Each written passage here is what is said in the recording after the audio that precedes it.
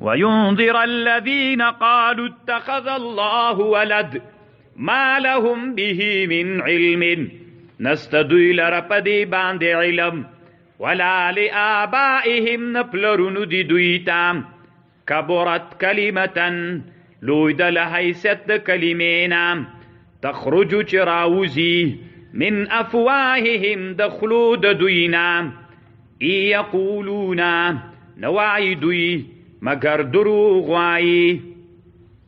طالبانو کبرت کلمتن لوی د لحیثیت د کلمینا من کلمه نحو کی چاته وی لفظ وضع لمعنا مفرد معنا دی پاره چې وزیدې ته من کلمه وایو.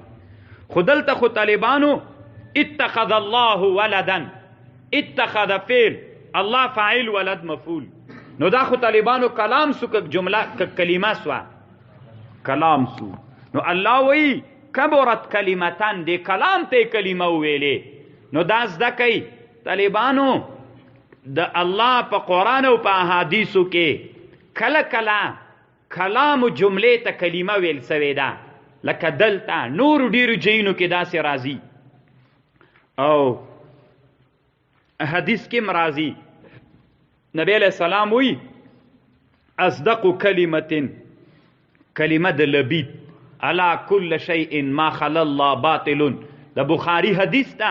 په حدیثو کې کلمې ته کله کلام ته کلمه ویل سوی او په قرآن کې کلمت طیبه کلمه طیبه اصلی ثابت ده او فرع په اسمان کې ده. التم کلم لا اله الا الله کلام د طالبانو بلکې کلامونه دي اغه ته طالبانو کلام ته الته کلمه ویل سوی ده. امام سیوطی او کتاب جوړ کړی ده حمع الهوامع على جمع الجوامع په نحو کې کتاب ده. یوري سیوطی نحو کې یو کتاب جوړ کړی جمع الجوامع بیرته په دې شرح کړي 15 جلدونو کې حمع الهوامع على جمع الجوامع 15 جلدونو کې اولینی جلد کې دلته یو عنوان دی فائدہ چې کوم ځایونو کې کلام ته کلمه ویل سوی ده هغه ډیر مثالونه راوړي دي.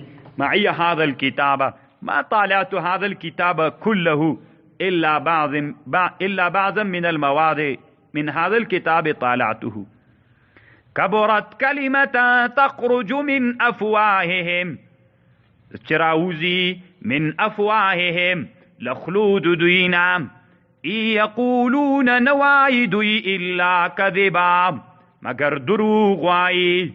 طالبانو امام رازی تفسیر کبیر کې دلته و خبر کوي کذب چاته وي نه مطابقت د خبر د مخبر عنه سره نه مطابقت د خبر لمحکی عنه لمخبر عنه سره نه مطابقت دیتا سوی دیتا کذب وائی.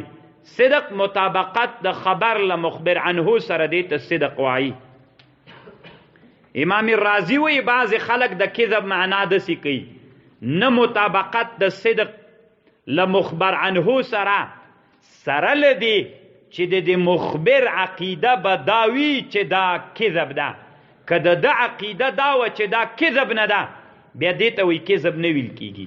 یو خدا ده چې مطابقت پکې شرط په صدق کې په کذب کې شرط ده نه مطابقت خدا نه مطابقت په زعم او په ګمان د مخبر باندې وي که د مخبر زعم داو چې دا هغه د څورتوی دا خبر مطابق نه ده بیا پس لغه نه کذب ده که مطابقت د خبر له مخبر عنه سره نو خو د زعم داو چې نه مطابق ده سره وي دې ته کذب نه ویل کیږي. دا هم طالبان یو ښکرور مذهب ده.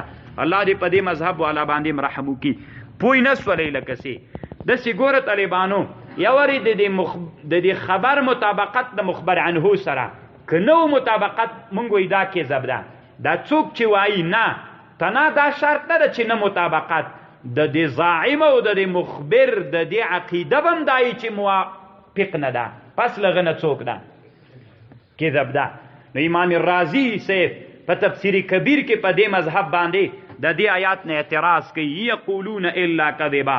دوی خو الله ته څوک ثابتاو ولد دوی وایي الله ولد لري په نفس الامر و مخبر عنه محکی عنه کې الله لره ولد سته نسته ده ورته.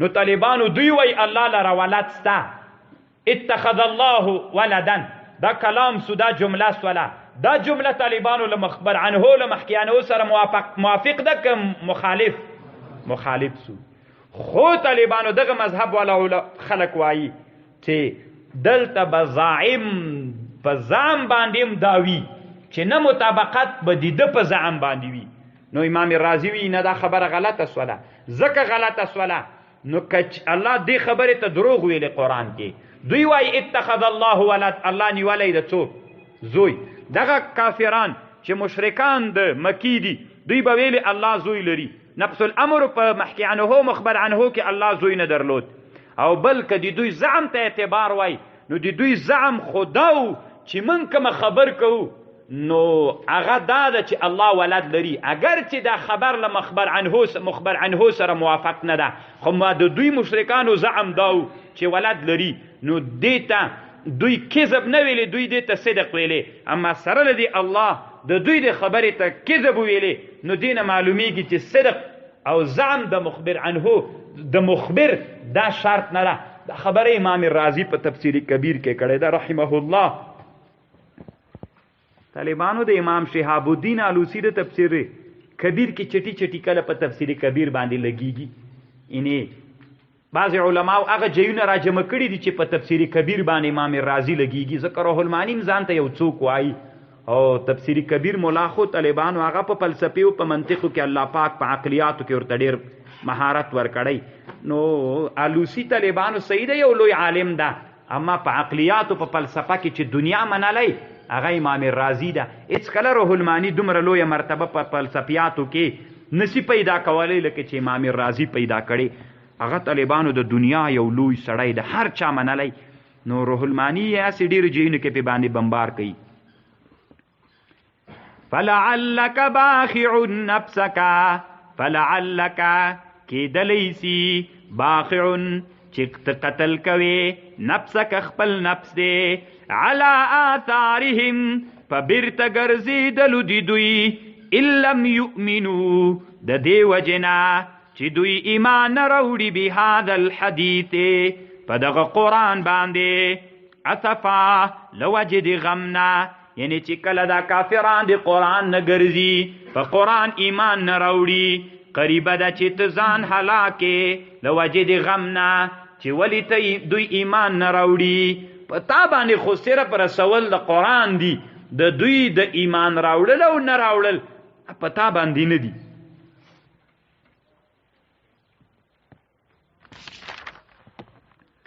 انا جعلنا ما على الارض زینة لها انا دلته طالبانو فلعلك باخع نفسك على آثارهم ان لم يؤمنوا بهذا الحديث اسفا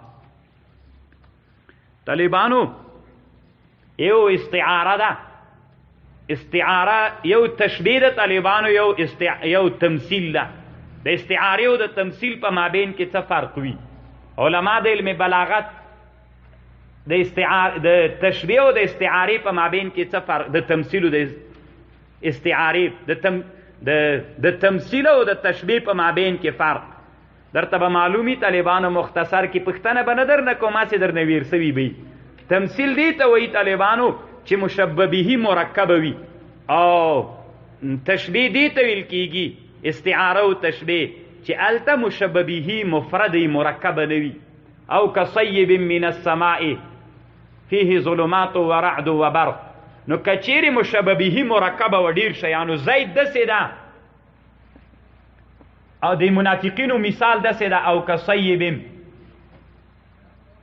من السماء او کصیب باران من السماء فيه رعد وبرق یجعلون ګوره مرکبه سره مشبه به که مشبه به مرکبه و دې ته تمثیل وایي او که غیر مرکبه و استعاره و تشبیه ورته وایي کذا فی المختصر دلته طالبانو اوس تشبیه ده که استعاره ده نبی علیه السلام ته داسې ځان کوې لکه هغه څوک چې هلاکوي خپل ځان على آثارهم من لم یؤمنوا بها نو دا هم طالبانو ګورې تمثیل ده ځکه دلته مشبه به مرکبه ده نبی علیه السلام داسې ده ته ځان داسې کوې لکه یو سړی چې ځان هلاکوي خپل ځان په دې باندې چې ولې دوی ایمان نه راوړي نو دا هم طالبانو تمثیل ده استعاره او تشبیه نه ده.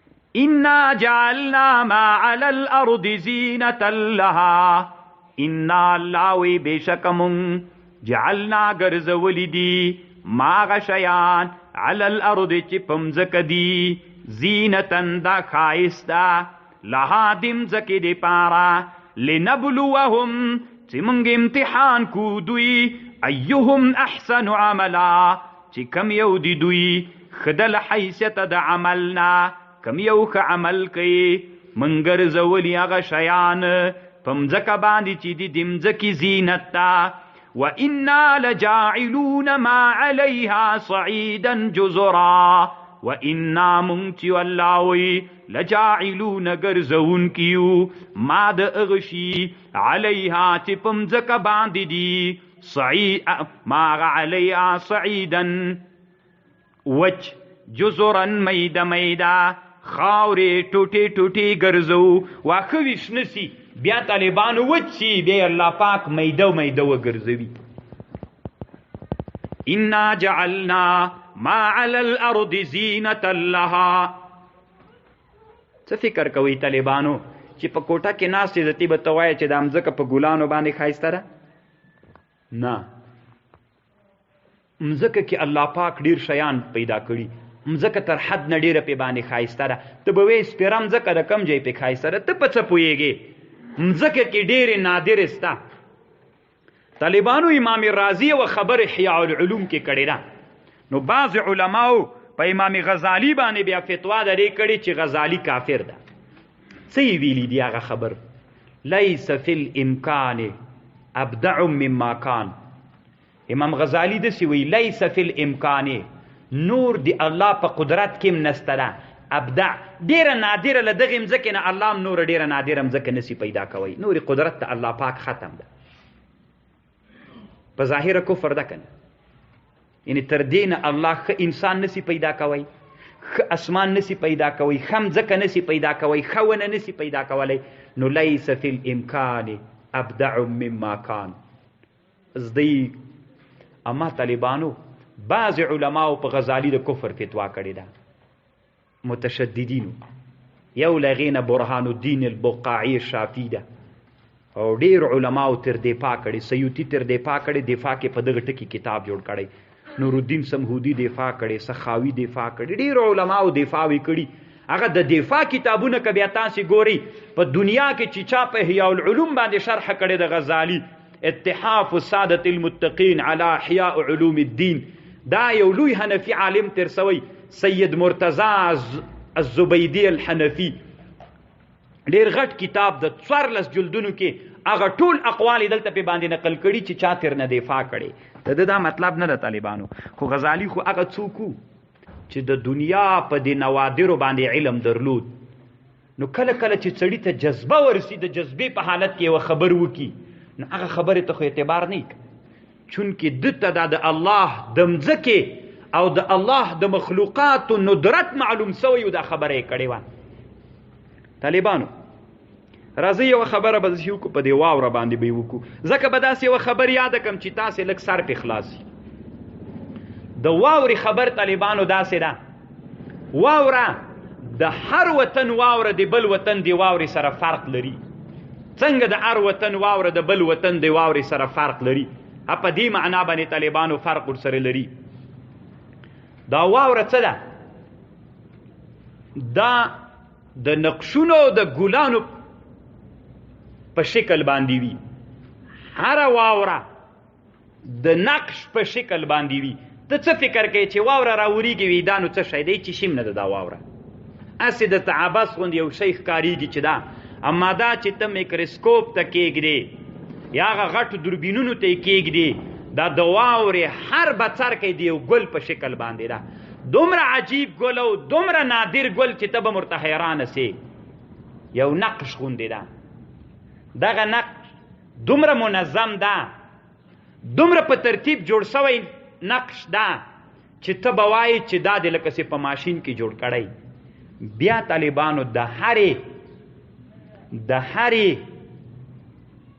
د هر وطن هغه د واورې نقش د بل وطن د واورې د نقش نه بدل ده.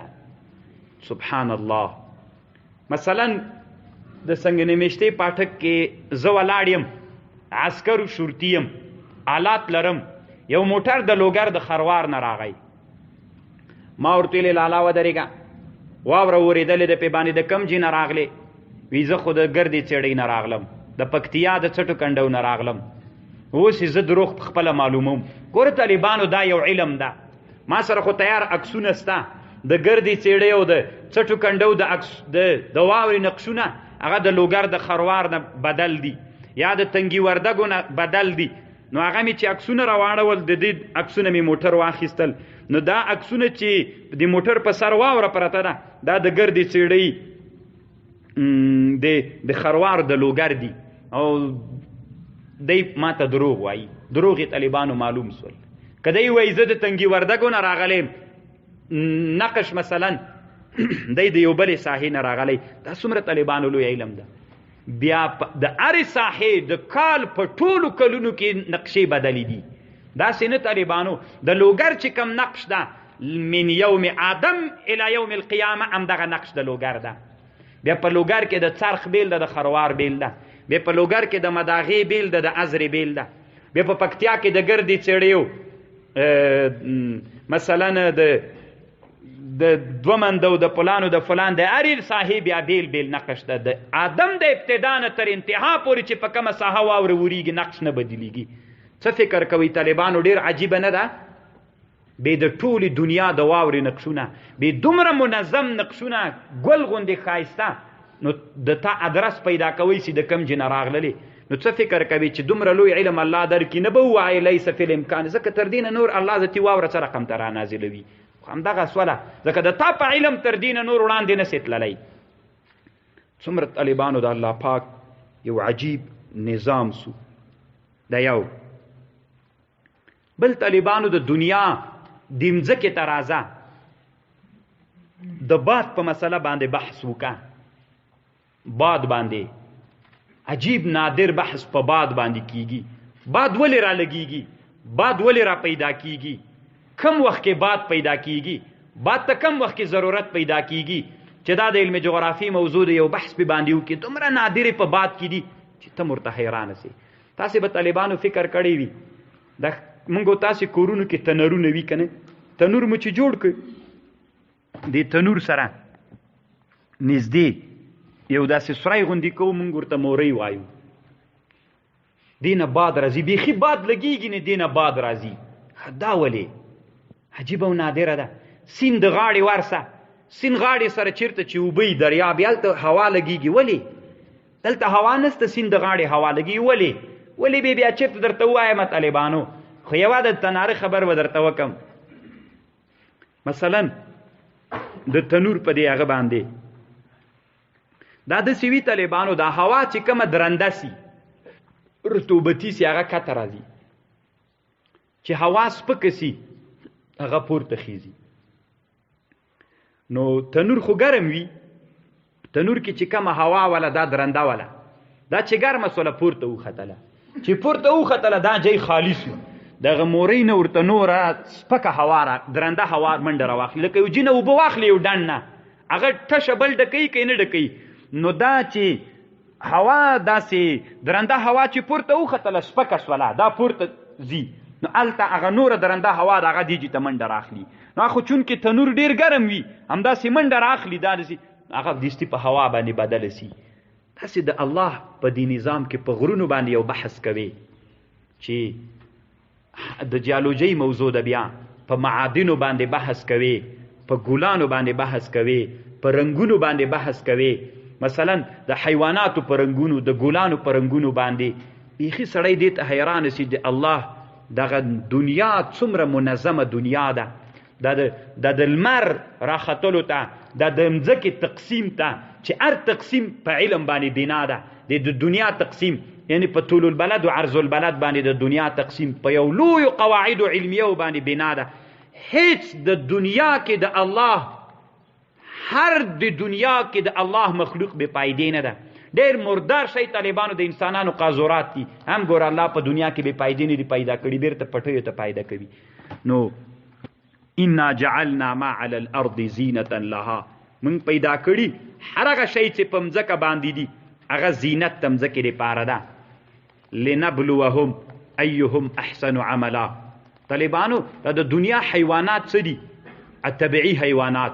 مثلا د یو وطن زمری ده، د یو وطن غرڅه ده، د یو وطن سپی ده، غرنی درته یادوم. یو کورني دي طالبانو بحث علما چې کوي د طبیعت علما هغې په غرنیو باندې کوي. یو زمری ده له افغانستان نه لاړه هند ته، په هند کې ګیر که هغوی دا معلومات کوي چې دا د کم د غرونو ده. د علم مطابق د رنګ نه دوی استدلال کوي، د رنګونو نه استدلال کوي. دا څومره لوی علم سو. دغسې په مځکه باندې اوبه معلومول، په مځکه باندې په دې بوټو باندې په تیږو باندې دا مځکه کې طالبانو دغه معلومات کول، په خاورو باندې بحث کول. یعنې دا یوه لویه موضوع ده. دا خاوره کلکه ده، دومره بلډینګ پې جوړ شي هغې لري. دغه خاوره کښت کولی شي، دا خاوره کښت نشي کولی. دغه خاوره دغه کیفیت لري، دغه خاوره دا کیفیت نه لري. عبدالغنی النابلوسی یو کتاب جوړ کړی ده، الملاحه فی علم الفلاحه. په خاورو باندې یو نادر بحث کوي. دغسې خاوره سره خاوره طالبانو کښت نه شین کوي. یو قسم سره خاوره غوندې ده چې سیلاب راسي وړي هم د ځان سره دی، دا کښت نه شین کوي. کومه خاوره عجیب نادر بحث ته چې په هره موضوع باندې کوي، بیخي سړی ورته حیرانه سي. نو دا ټول طالبانو هغه په علم باندې کېږي چې ته علم زده کړې. مثلا د جغرافي موضوع یو ده، د جیولوژي موضوع بله ده، د علمي کیمیا موضوع بله ده چې د معادنو موضوع ده د علم. نو په دې ټولو باندې سړی چې ځان ته بحثونه کوي، سړي ته دا معلومات کېږي چې الله پاک په دا مځکه پیدا کړي کوم شیان دي، دا ټول د مځکې لپاره زینت او ښایست ده. طالبانو تاسې اوس د ځان سره فکر وکئ، د انسان یو وړه ګوته ده. د ټولې دنیا د انسانانو ګوتې 4 قسمه نقشونه لري. د چا د ګوتې نقش دې طرف ته خلاص وي، د چا دې طرف ته خلاص وي، د چا دې ته، د چا دې ته. 4 نقشونه نه زیاتېږي. خو ټولې دنیا د انسانانو د ګوتې نقش د یو د بل سره برابر نه ده. دا څومره وړه خبر نه ده. ګورئ طالبانو دا تر حد نه ډېره یوه لویه موضوع ده چې دې ته ورځي. الله وایي یحسب الانسان ان لن نجمع عظامه بلا قادرین علی ان نسوی بنانه. من ګوتې یو ځای کولی سو. مخونو ته وګوره. دنیا کې امام هغه لیکي څه ورته امام شعبي نه وایي چا حضرت عمر صاحب نه چا پوښتنه وکړله چې دا شطرنج داسې یو مستي لوبه ده چې سړی 400 وارې وکړي، په کومه طریقه چې مخکې ګټل سوی په هغه طریقه بیا نه ګټل کېږي. وی عمر صاحب ورته ویلي چې دا څه عجیبه ده. وی ورته ویلي چې یو ګز په یو ګز کې ده. وی دا څه عجیبه ده. عجیبه خو دا ده چې د انسان د شطرنج خو بیا هم یو ګز په یو ګز کې ده، د انسان مخ یو لویس په یو لویس کې ده. په دنیا کې به داسې انسان پیدا نه کړي چې یو انسان بل انسان ته ورته وي. سترګې به داسې سترګې پیدا نه کړي چې د یو انسان سترګې بل انسان ته ورته وي. خامخا مابه الامتیاز پکې وي. دې باندې طالبانو تاسې هلته معلومات درته کېږي چې تحقیق په مسله باندې وکړي. چې تحقیق ونه کړي تا ته معلومات نه کېږي. انا جعلنا ما على الارض زینة الله لنبلوهم أيهم أحسن عملا وإنا لجاعلون ما عليها صعيدا جزرا. ام حسبتا حیات گمان کے اے رسول علیہ السلام ان اصحاب الكهف اصحاب د غار چیو والرقیم او دغه تخته کانو من آیاتنا عجبا چې دا لمنګ دی منګ د آیتونو نو عجیبا. طالبانو دا داسې چلو. یو خو طالبانو د قرآن کومه قصه چې قرآن ذکر کوي، یو هغه چې تفسیرونو ذکر کړي، اکثره دا تفسیرو قصې دا اسرائیلیات وي. نو علما وی سړی به اکتفا په هغه وکړي چې قرآن کې راغلی وي. هغه چې مفسرینو علماو لیکلي وي هغې ته چندان ډېر اعتبار نشته ده. خیر درته نقل کوم یې، نیمایي اوس نیمایي بیا سبا ته. دا داسې چلو. یو بادشاو دقیانوس نومېده، دا په روم کې اوسېد. نو په روم کې یو بادشاو، په دې زمانه کې د حضرت عیسی علیه السلام د دین پیروانان اوسېدل. بیا دغه پاچا چې حاکم سو، دی مشرک و بت پرستو وثنیو د بت عبادت به کو د پاچا خلکو ته ویلي چې ټول به د دین عبادت کوي بوتانو ته به علالې کوي نو بیا خلکو چاو سره منله او چا ور سره نه منله بالاخره یو څه ځوانان ول چې دا اکثره د دې حکومت د لوړپوړو چارواکو اولاده وه نو د دوی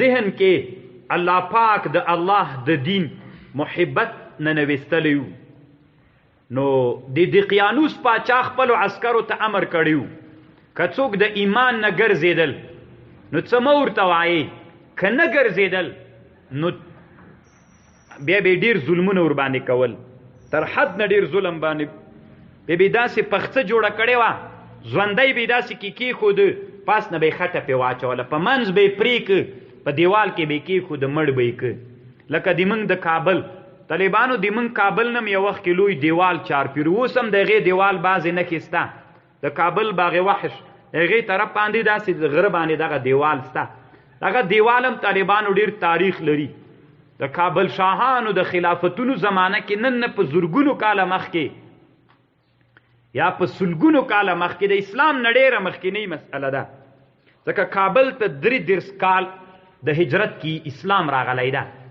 د 1400 نه مخکې نو زرګونه به ووایو دلته یو بادشاه و د ده د عادتو طالبانو کلی چې دا دیوال د کابل نه چارپیره نو بیا یې خلکو باندې جبري کړی و چې خامخا به راځئ بیا یو سړی و نوی واده یې کړی و چې واده یې کړی و بیا یې د هغه ته ویلي ول دی خپلې چې شپه یې تېره کړې وه سبا ته تله ښځې ورته ویلې چیرې ځې دا پاچا امر کړی نن د ما نمبر ده د ښځې ورته ویلې مه ځه وي نه بیا پاچا خفه کېږي بیا مړه کوي تاوان راته رسوي نو دا ښځې دا ناوې چې وه دا ښځه دی ویلې ځم در سره ځم بس دا مو سره راووتله نو بس دې ښځې په دې خپلو نازکو لاسونو باندې هم خټې ورکولې پخڅه یې جوړوله ډېر خلک لګیاول نو دې ښځې ناوې هم وله خو د خلکو نه مخ نه و پټ کړی پاچا راغی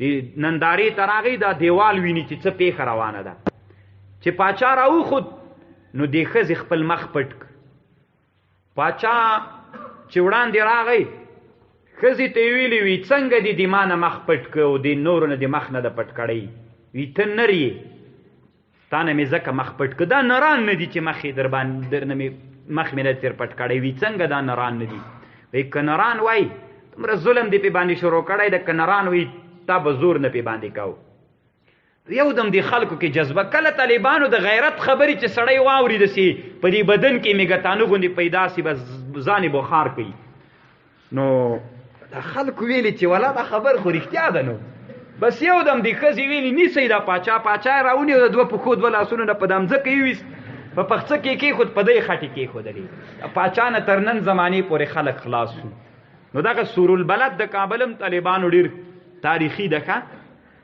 یعنې پخوا تاریخ لري کابل شاهان یو کتاب ده یا افغانستان در مسیر تاریخ غبار یو لوی محقق تیر سوی دواړه کتابونه فارسی کې دي په دې کتابونو کې دا هغه شته چې دا د کابل نو التم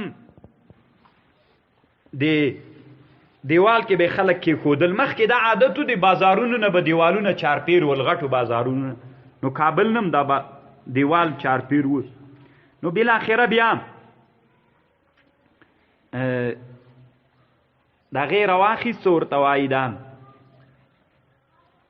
خلک یې مړه کول نو دوی ځان سره ویلي چې موږ څه وکړو نو دوی لاړل د یو جومات یو پټ جي ته لاړل هلته الله ته زارۍ کولې پټ سول دوی د دې عسکرو شرطیانو نه دوی چې پټ سول نو پاچا نه پرپسې هغه کړل چې دوی پیدا کړي نو دوی وجي کې الله ته په زارۍ چې الله پاکه موږ د امتحان کې کامیابه کې اول خو د امتحان کې مراولې کراولي مو بیا مو کامیابه کې نو دوی ډېره خوا باده وه عسکر ورغلل پاچا ته یې راوستل دوی ډېر قیمتي شیان اغوستلي ول هغه وخت کې د دوی په دین کې جایز ول هغه یې ترنه وویستل نو پاچا ورته ویلې زی تاسې ځوانان یئ اول خو یې غوښتنه ترنه وکړه چې د بوت عبادت کوي غور تیلی نه دغه رب عبادت کو چې دی تا ربم ده او دی منګ ربم ده مکسلمینا په نامه د دوی مشهور هغه پاچا سره وغږېده وروسته آیات کې راځي هغه چې تبع علما اشاره کوي بالاخره پاچا ویلي چې زه دوی ځوانان دي څه وخت به دوی ته مهلت ورکړم دې مړه کوم زه یو سفر باندې روان یم علما وایي دا پاچا په سفر باندې چې روانو یو ښار ته روانو چې نینوا ورته وایي نینوا طالبانو موصل عراق یو ښار ده موصل دغه ښار ته روانو چې عراق شمال کې دغه مشهور ښار ده د هغه ځای د طالبانو چې حضرت نوح علیه السلام کشتۍ دلته ودرېدله واستوت علی الجودي دغه جودي غرم طالبانو په موصل د عراق کې ده اخواته ترکیه د دیار بکر ورته وایي او دغه د غرونو سلسله د دیار بکر جزیرة ابن عمر دغه ساحه باندې ودرېدله کله کله بعضې ملایان وایي جغرافیې ته ضرورت نسته جغرافیه به خپل کار کوي داسې نه ده طالبانو ته چې اوس بحث کوي نینوا ته لاړه چېرته د نینوا په اوسنۍ جغرافیې کې عراق شمال ته او دغه روم کې دغه ترسوس یا افسوس په نامه کم ښار چې ده دا طالبانو روم کې ده شمالي ترکیه هغه وخت کې روم ورته ویل کېده نو دا اوس د ترکیې په حدودو کې نوې جغرافیې کې ده د ترکیې په حدودو کې راځي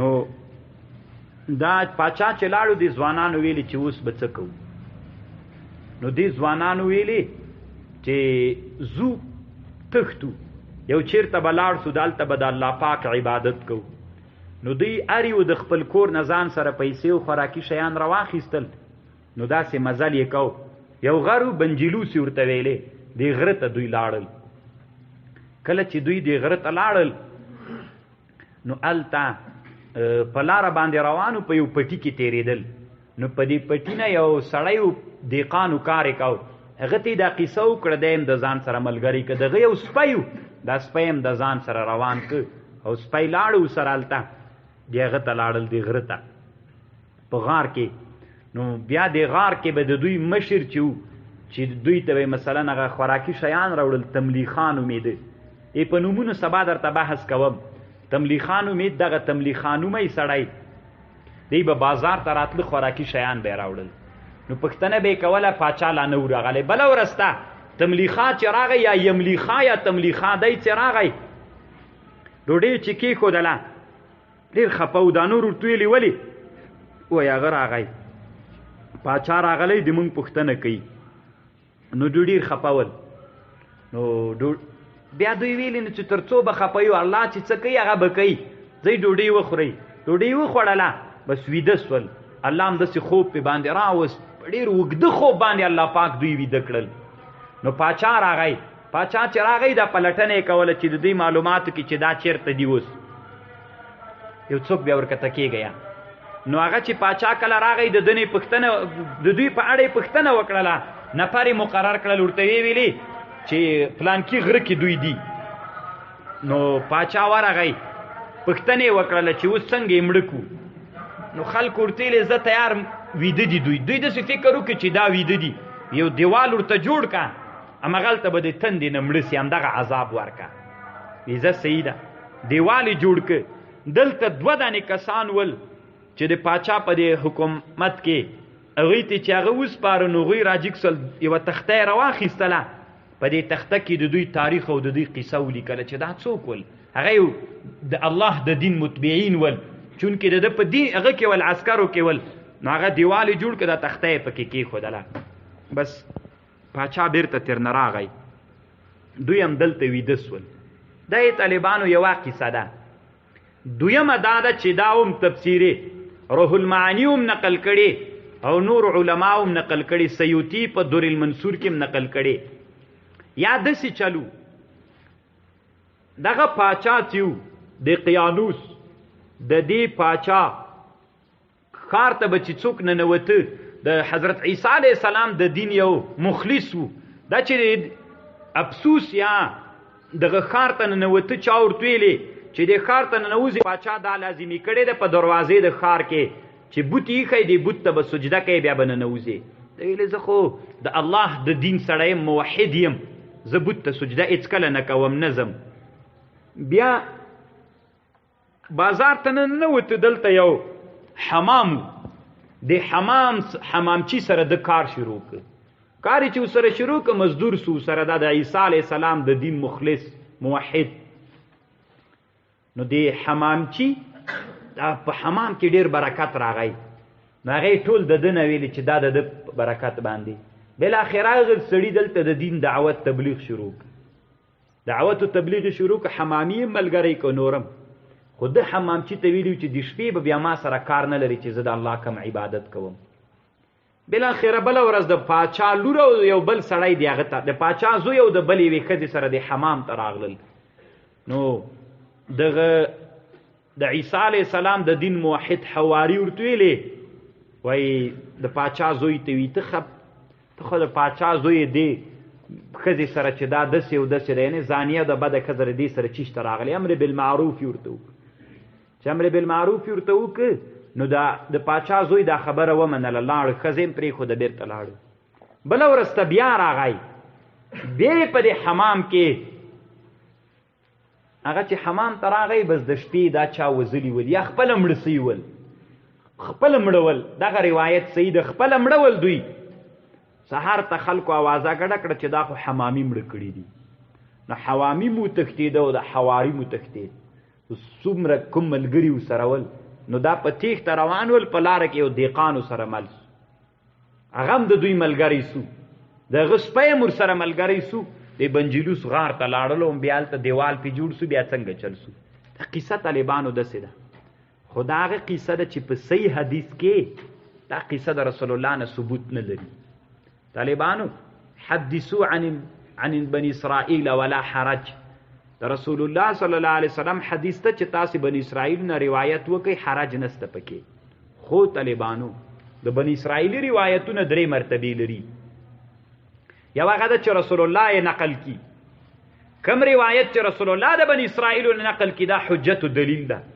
یو هغه ده چې د رسول الله نه ورستنیو خلکو نشر کړي وي نو کغه کې د انبیاو د هغه وی څورته وای د صحت کوي هغه به نه نشر کوي او یو هغه ده چې دوی نشر کړي وي روایت کړي وي نو دا طالبانو نه سړی ویلی چې سیدی خامخانه سړی ویلی چې نه دی صحیح نو دا هم لږه درېمې مرتبې نه ده دا رسول الله نه ده نقل کړې دا بني اسرائیلو دا قصه روایت کړې ده ورسره اسرائیلي روایاتو نه ده نو علامه ابو حیان اندلوسی بحر المحیط کې لیکلی دي وی دا په صحیح سند باندې دا قصه ثابته نه ده د رسول الله نه بلکې په ضعیف سند باندې ثابته ده او امام شهاب الدین آلوسی په تفسیر روح المعانی کې لیکلی دي چې دغه مشهور ډیره د ګوري طالبان هر مفسر چې ترجمه کوي اما صحیح ثابته صرف هغه چې د قرآن قصه ده نور دغه اسرائیلی روایت چې دلته راځي حدیث ده صحیح حدیث باندې نه ده ثابته بعضې علماوی باطل سند ده بعضې علماوی ضعیف سند ده نو ضعیف سند طالبانو کار نه ورکوي نو الله وی ام حسبتا آیات گمان کئی رسول علیہ السلام ان اصحاب الکهف چې دا اصحاب ملګری د کهف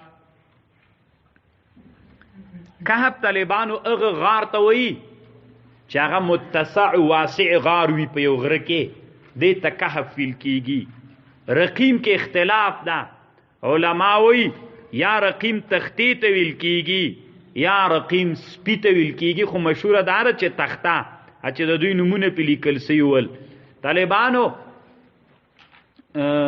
یو عالم دنیا کې تیر سوی ده صاحب ابن العماد ورته وی غته صاحب ابن عباد هغه وایي زه یو ورځ د دې رقیم په معنا نه پوهېدم چې رقیم به څه معنا لري وایي زه لاړلم یو غره ته هلته غره کې کوچان ول عرب وي د هغې نه مې پوښتنه وایي هغوی ته چې ورغللمه وای موري تر نه پښتنه وکړه چې متاع چیرته ده متاع هغې ټوټې ته وایي موږ ساپیور ته وایو چې کله موږ تاسې کور کې یو شی ومینځو بیا یې پې باندې وچوو ساپیور ته وي نو تاسې هر څه چې ورته وایه دې ته متاع وایي وي مور د بچي نه پښتنه وکړله چې بچیا دا متاع څه سو وایي هغې ویلې جاء الرقیم فاخذ المطاع وذهب الى الكهف کهف ته لاړه. رقیم سپی راغی متاع وایي زه د متاع په معنام نه پوهېدم چې متاع به چی شي ته وایي. او کهف ته لاړه وی دا مې د کوچانو نه زده کړل. وی دا د رقیم معنا ده سپی. طالبانو ما مخکې درته ویلي د لغتو معنا د عربو د جاهلي اشعارو نه زده سوې ده. د هغې معنا ځکه اصلي په معنا هغوی پوهېدل. علما کتابونو کې لیکي هغه وایي امام اسمعي یو لوی عالم د لغتو تیر سوی عربو کې اسمعیات یو کتاب جوړ کړی. په اسمعیات کې لیکي وی زه راغللم یو قوم د عربو ته رښتیا وړکي هلک نه مې پوښتنه وکړله. وایي ما ورته ویلې پلار دې چېرته ده؟ وی راته ویلې فا الی الفیفا یفی الفی اذا فا الفی فا. ما ویلې څه نادره زه به دې وغږوله. ما ورته ویلې هلکه پلار دې چېرته ده؟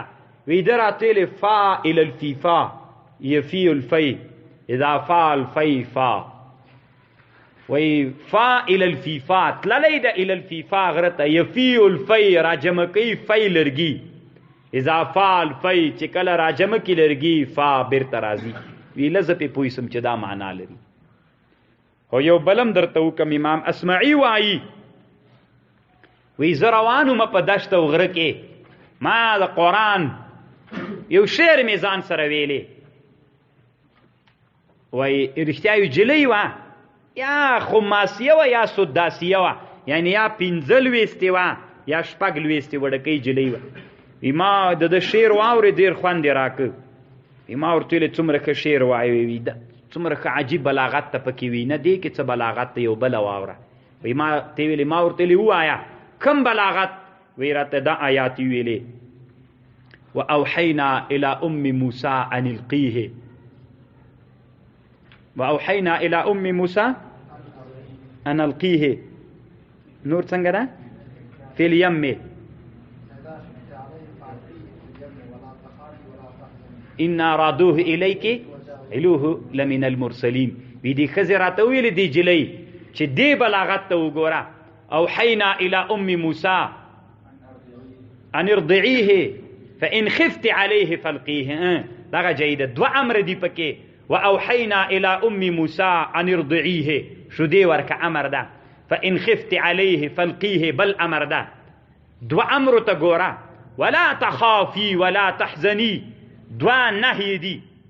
مډاریږه او مغمجنه کېږه. انا رادوه الیه انا منګې بیرته تا ته رد کوو یو بشارت ته. وجاعلوه لمن المرسلین منګ رسول تیر نه جوړو. دوه بشارت دي دوه امره دوه نهیې دوه بشارتونه. وي جلۍ راته ویلې چې دا ډېره عجیبه ده. دې بلاغت ته ګوره دوه امره دوه نهیې دوه بشارتونه. ام حسبت ان اصحاب الكهف والرقيم كانوا من آیاتنا عجبا. ته فکر کې ته ګمان کې اے رسول علیہ السلام چې دا اصحاب کهف و رقیم چې دي دا له آیتونو دي مونږ نه دي. هغه آیتونه چې ډېر عجیبه دي. یعنې ته داسې فکر کې چې د مونږ د قدرت یو له عجایبو نه همدا دي نه تر دې نه هم ډېر نور عجیبه سته ده. لکه امام غزالی چې خبره کړې ولیس فی الامکان ابدع مما کان. داسې فکر غزالی کړی چې تر دې نه نور ابدع نسته تر دې نه هم ډېر ابدع د الله. اذ اول فتیتو یاد کا هغه وخت چې کله رجوع کړه دې ځوانانو الی الکهف غار ته. فقالوا ویلې ربنا آتنا من لدنک رحمه. ای رب دې مونږ راکې مونږ ته له خپل طرف نه رحمت. وهیئ لنا من امرنا رشدا او تیار کې مونږ ته له خپل طرف نه هدایت. فضربنا على آذانهم في الكهف سنين عددا. فضربنا منګوه په غوږونو دي دوی باندې فی الکهف په غار کې سنین کلونه په شمار. خوب مو پې راوست دوی غوږونو باندې ویده مو کړل. ثم بعثناهم بیا مو راپورته کړل دوی لنعلم چې مونږ معلومه کړو ای الحزبین چې کوم یو د دواړو ډلو احصا یادونکی دا لما د اغشی لبیتو چې دوی وخت تیر کړی دا امدن لحیثیت د مودې چاته موده ډېره ښه معلومه ده ودې طالبانو الله ته نه ده معلومه الله ته خو معلومه ده په علم د ظهور باندې چې خلکو ته معلومه کې لنعلم چې موږ معلومه که خلکو ته الله ته خو معلومه ده خلکو اختلاف کو چا ویلي څومره وخت تیر کړی او چا ویلي څومره وخت تیر کړی طالبانو دلته علما یې خبر کوي ثم بعثناهم لنعلم چې مونږ معلوم ایو الحزبین افعال دی الله تعالی معلل بالاغراض معلل بالحکم دی کنه دی نو په دې ورسته طالبان یو بحث درته کوم چې د علماو اختلاف د پکې څوک کوئی افعال دی الله تعالی معلل بالاغراض نه دی چې دا د شاعرو رایه ده د ماتوریدیانو رایه ده افعال دی الله تعالی معلل بالاغراض او معلل بالحکم دی نحن نقص عليك من قصكو پتا باندې مفصلا عليك پتا نحن من نقص قصكو پتا باندې نبأهم خبر دی دوی په حق پر اختیا انهم فتيه دوی ودل ود زوانانو آمنوا بربهم دوی ایمان راوړیو پر رب باندې وزدناهم هدى او زیات کړیو مونږ دوی له جهته لوجد هدایتنا هدایت مورته ډیر کړیو وربطنا على قلوبهم من محکم والی کړیو قوت مو ور کړیو د دوی زړونو ته صبر مو ور کړیو او د دوی زړونه مو ډیر قوي کړیو په ایمان اذ قاموا کله چې دوی پورته سول فقالوا ویلی ربنا رب السماوات والارض رب دی من رب د اسمانو نو دم زکدا لن ندعو من نرابلو بغیر د الله نبل الله لقد قلنا اذا شططا کمن راو بلو الله نبل الله نو من بویلی په دغه وخت کې یو لوی دروغ یو لوی ګناه یو لوی خطا به مو کړی وي طالبانو په دغه آیات کې امام قرطبی لیکلی دي وای کله چې دوی راپورته سول دغه کلمې ویلې اذ قاموا کله چې دوی راپورته سول جذبه ور باندې راغله چې دوی پاچا وغوښتل او ورته ویلي چې تاسې بت ته سجده وکئ او داسې وکئ او داسې وکئ دوی ته جذبه ورغله نو دوی خپل مشر مکسلمینا پاچا ته په توندو الفاظو باندې ویلې وجد ور باندې راغی او جذبه ور باندې راغله ورته ویلې اذ قاموا چې کله ودرېدل دوی د دې پاچا په مخ کې فقالوا ویلې ربنا رب السماوات ای ظالمه پاچا منګه رب چې د رب د اسمانونو د مځکې ده لن ندعوا مونږ نه رابلو من دونه بغیر د الله نه بل الله نه رابلو لقد قلنا اذا شططا که مونږ بل الله راوغوښته نو مونږ به یو لویه ګناه یو لوی دروغ یو لوی ظلم کړی وي هېڅکله مونږ د تا عبادت او د تا د بوتانو عبادت نه کوو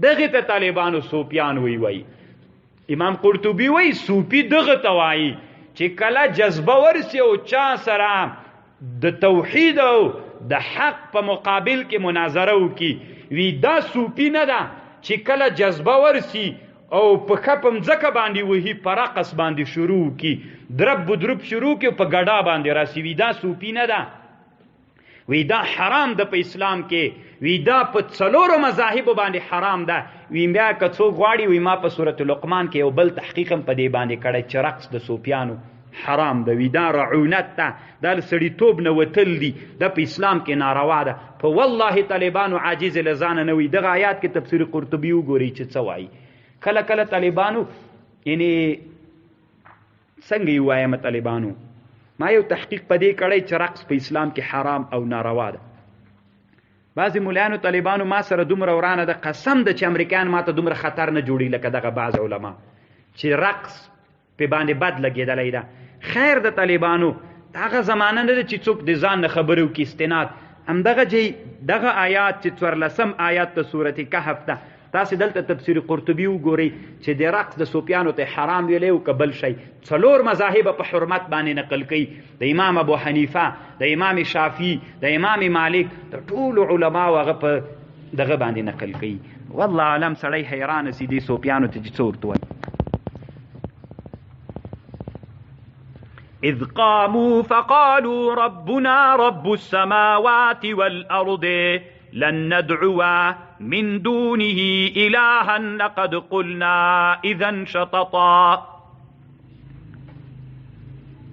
هؤلاء قومنا اتخذوا من دونه. آسان خبردار طالبانو ما مخکې هم درته کړې ولا رقص اسلام کې حرام ده. حنفي لوی عالم په مسله کتاب جوړ کړی الرقص والوقص لمستحل الرقص. 4 مذاهب په حرمت نقل کوي. الرهس والوقص، رهس داس یو شی ونکیزه، والوقص څټي ورمات که د چا څوک ونکیزه او څټي پې مات که چا څوک چې رقص ته حلال وي. او بل لوی دلیل دا ده که رقص کمال وي پیرانی ولی نه ګډېږي، که کمال وي پیرانی ولی نه ګډېږي چې مریدان یې ګډېږي. خو دې نه معلومیږي کمال نه ده. نو چې کمال نه ده نو بیا چېشته سړی یو شی کمال نه وي په هغې باندې دلایل وایي. هؤلاء قومنا، دا د مونږ قوم ده، دا مکسلمینا وی دا د مونږ قوم ده. اتخذوا من دونه آلهة، دوی نیولی دی بغیر د دی الله نه نور معبودان. لولا یأتون علیهم بسلطان، ولی نروڑی دوی پا دی خپلو باطلو معبودانو باندې حجت بین انخکارا، یو حجت دی راوڑی چی دوی خدایان دی. فمن اظلمو، څوک ډیر ظالم دا، ممن دغ چانا افترا علی الله کذب، چی تڑی پا اللہ باندې دروغ. څوک دغ چانا ډیر ظالم دا چې په الله باندې دروغ تړي. نسته له چا نه ډېر لوی ظالم چې په الله باندې دروغ تړي. راځئ طالبانو د دې آیات ترجمه وکړو. طالبانو د نوې زمانې دیموکراتانو هم افغانانو ته چې کله راغلی وي راځئ دیموکراسۍ به وکړو. د دیموکراسۍ قانون افغانانو ته راوړ، خو افغانان هم هغه موحدین خلک ول چې د دیموکراسۍ او سیکولرانو ته ډېر توند جواب ورکړ. اذ قاموا، چې کله ودرېدل یو څه افغانان، فقالوا ویلې ربنا رب السماوات والارض، رب دی من اغا رب ده چې د مځکې او د اسمان رب ده. لن ندعو من دونه، مونږ نه رابلو بغیر د الله نه بل الله، چې هغې زمانه کې بل معبود د دې سیکولرانو بوشو. لقد قلنا اذا شططا، که موږ د تاسې دیموکراسۍ او سیکولریزم ومنو. لقد قلنا اذا شططا، موږ به ویلی وي داسې یو قول چې هغه لویه ګناه او لوی ظلم ده. هؤلاء قومنا، دغه یو څو سیکولران دي موږ قوم ده، ځان ته افغانان وي او پخواني مجاهدین.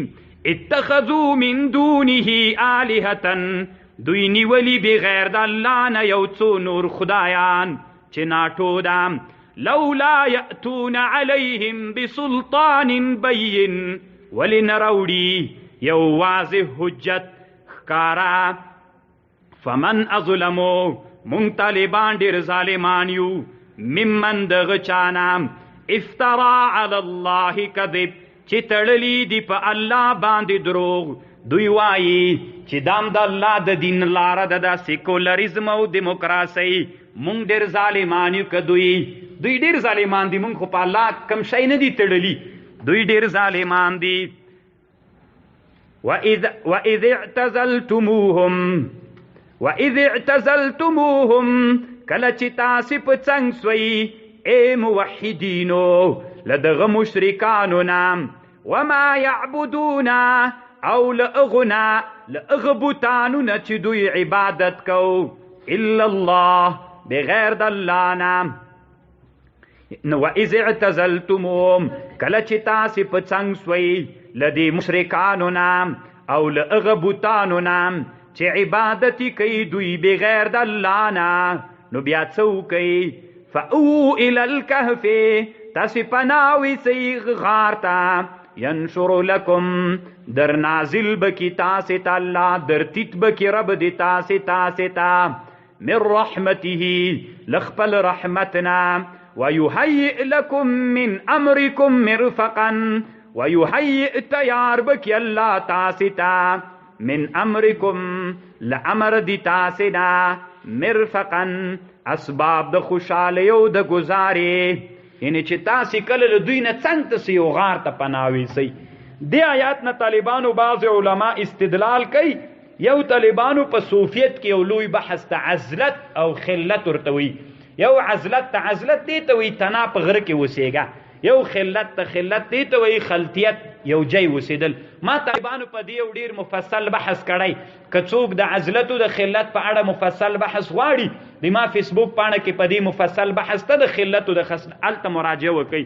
خو حاصل یې دومره درته وایم، طالبانو د دې آیات نه بعض علما استدلال کوي خو هغه د کافرانو نه عزلت کافرانو نه په څنګ ته سه. دلته هم د کافرانو مسله وه. اوس طالبانو بعضې خلک د غارونو کې اوسېږي، هلته بزرګي کوي، د خپل دین د فتنو نه ساتي. دا هم جایز د طالبانو، خو د هغه سړي دپاره دا جایز ده چې دا د زمانې عالم او مفتی او مرجع نه وي. اما که د زمانې کې فتنې پیدا سولې نو عالم او مرجع د خلکو دی به د خلکو نه کناره کېږي، دی به د خلکو ته امر بالمعروف نهي عن المنکر کوي. نو د دې لپاره بیا خلت بهتر ده. هم که دغسې سړی وي نه ملای عامي سړی نو دی بیا هغه کې اوسېږي، غار مار کې دې اوسېږي چې خپل دین وساتي. اما عالم دې لپاره اوسېدل نه دي صحیح. عالم به د خلکو په جامعه کې اوسېږي. دا اوس طالبانو که تاسې فکر وکئ دومره دنیا د شر زهر شیندي، دومره تلویزیونونه او رادیوګانې یې جوړې کړې. خدا لله الحمد د علماو هغه مبارزه وله چې علماو وکړله، څومره کوشش د دوی تلویزیونونه وکړه چتر یې خپور که زهریات یې خپاره کړل. اما الله د افغانستان خلک د دوی نه کړل. د افغانستان خلک د چا وګرځېدل؟ د الله د دین وګرځېدل. که دغه علما کناره سوي وای طالبانو موږ دلته ډېرې تېرې کړې. کله به خبر را لیږه د پاکستان او افغانستان کې کوم علما چې مدرسې لري دا ټول د امریکایانو زمن دي. دومره نادرې به وي. کله به خط راولیږه مدرسې بندې کوي. د خپلو بم طالبانو دا کارونه کول. که دغه مدارس په افغانستان کې نه وای، په دې کلي کې نه وای او په بل کلي کې نه وای، په بل کلي کې نه وای، نو تاسې څه فکر کوئ طالبانو چې افغانستان خلک به خپله د دیموکراسۍ ښکار ول. ځکه انسان ته چې یو انسان د دوه خبرې دی ورته بدې کوي دی ورته ښې کوي. نو یو که ښې ورته کوي یا بدې ورته کوي. که ښې ورته کوي د ښو نه متاثر کېږي، که بدې ورته کوي که بدې. که علما نه وای، مدارس نه وای، دغه جلسې نه وای، نو دی به د بدو ښکار ول. نور به د افغانستان ټول خلک په خپله باندې کمونیست عقیدې، په خپله سیکولران، په خپله باندې به د دیموکراسۍ خلک ګرځېدلي ول.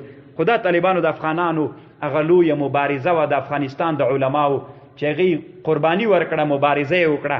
دوی چې څومره زهریات خپرول هغومره علماو تکلیفونه تیر کړل. څوک په زندان ته لاړل، څوک شهیدان سول، څوک قسمه قسم تکلیفونو سره مخ سول. خو الحمدلله دغه کافران د خپلې فریسي او ښکار باندې کامیابه نه سول. هغه ښکار چې د موږ نه اراده درلوده چې د موږ په وطن کې ښکار کړي، هغه ښکار موږ تېر نه وکړ. هغه ښکار باندې موږ بریالي سولو. نو دا طالبانو الحمدلله نو داسې بې فکره افغانان هم ول چې افغانستان کې مدارس ویلې وي دا د امریکایانو نه پر دي. دا علما د امریکایانو دپاره کار کوي. سبحان الله. همغه علما طالبانو اوس راغلل، همغه علما د همدغه نظام کې اوس ور داخل هم سول، تنخواوې هم دوی اخلي. نو نبی علیه السلام وایي چاته پیغور مه ورکوه. که چاته دې پیغور ورکړ الله به داسې کوي. وایي چاته پیغور مه ورکوه د سپۍ د شیدو په خوړلو. ای پلانکی د سپۍ شیدې دې خوړلي، تا تر څو الله نه مړ کړي چې په تا باندې مې د سپۍ شیدې ونه خوري.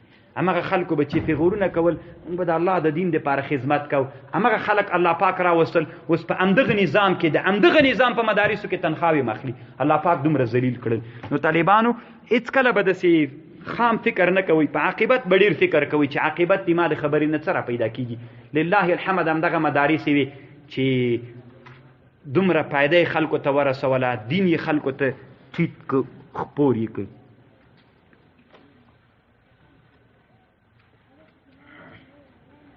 وَإِذَا اعْتَزَلْتُمُوهُمْ کله چې تاسو په څنګ سوی نو په څنګ کېدل طالبانو علماو د پاره نه دي پکار یعنی تاسو طالبانو که اوس د ځان سره فکر وکئ موږ یوې مسلې ته ډېره توجه کوو دا معلم د پاره تنخواه څنګه ده بس دیږي سره د معلم ته تنخواه څنګه ده فقط ته به دې تا نه جپ نه ورځي ته لږ ځان سره فکر هم وکړه چې د معلم فایده مونږ ته رسیږي که نه رسیږي خیر د طالبانو لږ بعضې شیان په عاقبت باندې فکر کوئ ګورئ طالبانو تاسې څومره طالبان چې دلته ناست یئ د تاسې ورونه د تره زمن رښتیا وایي ټول په مکتبونو کې شته که نه داسې یو څوک به وایي چې دغه د کورنۍ یو څوک په مکتب کې نه 18 کاله نظام ووت په 18 کلونو کې یو سړی چې پیدا سوی زلمی کېده دا که چېرته ښه سړی معلم نه وای کمونیست به معلم و نو اول واري طالبانو چې خلقیانو کودتا وکړه هغه هم دغه واجوله چې ملا مکتب ته نه تله ملا پوهنتون ته نه تله د ملا او د پوهنتون په مابین کې ورانه پیدا وله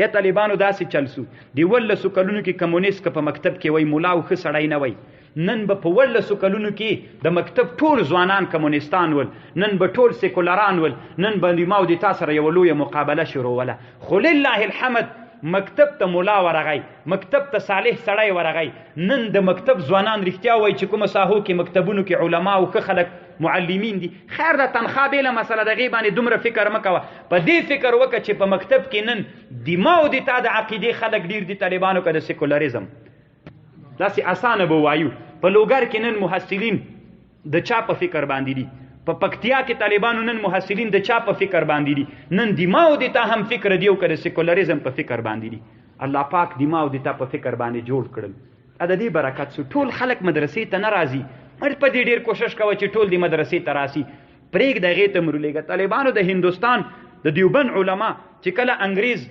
دیوبند هند چې کله د انګریز نه خلاص سو علما را جمع سول دوه هغې وکړلې چې اوس موږ که د کفري نظام کې کار ونه کړو نو موږ یو لوی مشکل سره مخ کېږو ټول چې کینو ټول واک به د کافرانو سي موږ ته هېڅ حق نه راکول کېږي په هند کې د هند دپاره علماو دا فتوا ورکړه چې حکومت ته هم یو څه کسان ورسئ دې په خاطر ورسئ چې اعانت مه ورسره کوئ دې په خاطر ورسئ چې دفاع تر نه وکئ نو موږ داسې کسانو ته هم کله کله ضرورت لرو چې د اعانت په نیت مه ورځه د دفاع په نیت ورځه مکتب ته معلم په دې نیت مه ورلیږه چې د ما پیسې دې نیت باندې چې د موږ جامعه اصلاح کړي د موږ جامعه کې خلک د اصلاح طرف ته راولي نو دا هم طالبانو یو فکر ده چې باید سړی وکړي حتی د ما خپله دا اراده ده انشاءالله الله که په دې خبره باندې کامیاب کړو ما خپل علما او ملګرو سره مشور هره مدرسه کې باید دې نه بعد موږ یو مکتب هم ولرو ځکه موږ باید که نور وسه مو نه رسیږي یو سیم جوړ کړي کیمیا د بیالوژي د ریاضي لپاره یو معلم ونیسو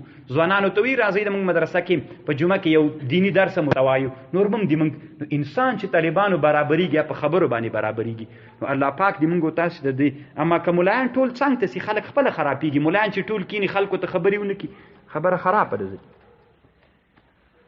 وَإِذِ اعْتَزَلْتُمُوهُمْ کله چې تاسې په څنګ سوی له دې کافرانو نه وما یعبدون او هغه چې عبادت کېږي غیر د الله نه چې بوتان دي فأووا إلى الكهف تاسې پناه ویسئ غار ته ینشر لکم ربکم تتبکي رب دې تاسې ته خپل رحمت ویهیئ لکم من امرکم مرفقا او الله به تیار کی تاسې ته من امرکم لامر د تاسې نه مرفقا اسباب د خوشحالۍ او د ګزارې هغه اسباب چې تاسې به بیا ځان پې تیاروئ ځان پې خوشحالوئ او ګزاره به ورباندې کوئ خپله زندګي به کوئ بس طالبانو نن داسې هفته غوندې وله که نه ډېر به نه غږېږو پې واخر دعوانا ان الحمد لله رب العالمین الله پاکه د دې ثواب انبیا او صحابو ته ورسوي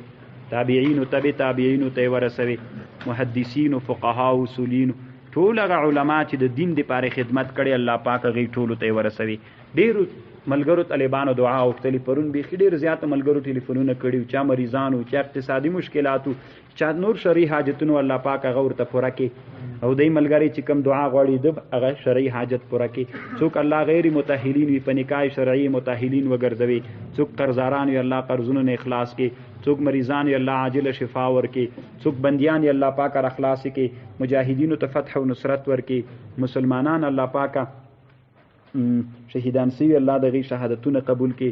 څومره مسلمانان زندانیان وي خپل کورونو ته راولي. یو ملګری پرون د مابس نم ټلیفون کړي دعا یې غوښتلې وه وی د هلمند د نادلیم الله پاک ټولو ملګري را خلاص کې رحم ور باندې کې خپل کورونو ته راولي. نور څومره مسلمانان وي طالبان وي د حاضر مجلس څومره طالبان او علما ورونه وي الله پاک د موږ ټولو حافظو کې برکت واچي. موږ ته علم او عمل نصیب وګرځي. موږ ته زیادت فی العلم نصیب کې. موږ د مشکلاتو نه وساتي. څوک قرضداران وي قرضونه اخلاص کې. اقتصادي مشکلات مو حل وګرځوي. الله پاک د موږ مدرسه ټولي مدارس اسلامیه